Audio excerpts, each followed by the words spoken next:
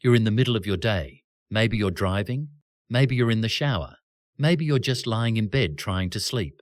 And then, out of nowhere, your brain pulls up a memory, something you said 3 years ago, a moment you wish went differently, a version of your life that didn't happen, and you can't shake it. You try to focus. You try to move on, but your brain just keeps going back there, like it's stuck on a loop you never asked to be on. Here's what nobody tells you about that. It's not weakness. It's not you being dramatic. There's actually a very specific psychological reason your brain does this. And once you understand it, it changes everything. Your brain is not a camera. It doesn't store memories to help you remember the past. It stores them to help you predict the future.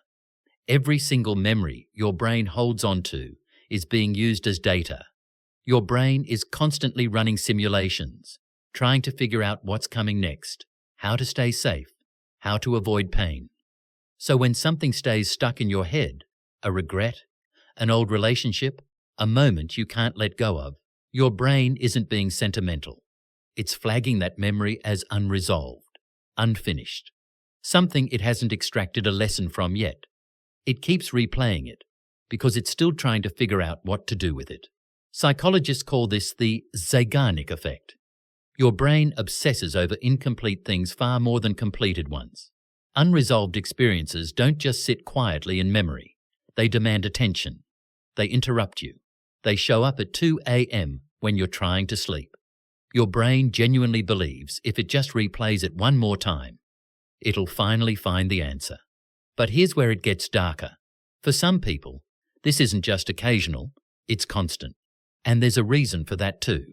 When something painful happens and you don't fully process it, your nervous system stores it differently than a regular memory. It gets locked in as a threat, and your brain's entire job is to protect you from threats. So it keeps that memory close, keeps it active, keeps checking on it, the same way you'd keep checking a wound to see if it's healed. The problem is, the checking is what keeps it open. Every time you replay the memory, you're not processing it, you're re-experiencing it. Your body doesn't know the difference between a real event and a vividly imagined one. Your stress response fires the same way. Your heart rate shifts. Your chest tightens. You're not remembering the past. You're reliving it, over and over. And your nervous system thinks it's happening right now. There's also an identity piece here that most people completely miss. Sometimes you can't stop thinking about the past because part of your identity is still living there. The relationship that ended, the version of yourself that felt more confident, the moment things started going wrong. If who you were back then felt more real than who you are right now, your brain will keep going back, not because you're stuck, but because you haven't given it something better to move toward. This is why people who have a clear sense of who they're becoming let go of the past faster. Their brain has a future to focus on. It stops running old simulations because it's busy building new ones. The past only dominates when the future feels empty or uncertain. So what actually helps?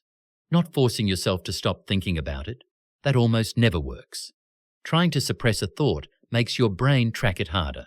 Psychologists call this the rebound effect. What works is giving the memory a conclusion. Write it down. Say it out loud. Talk to someone about it.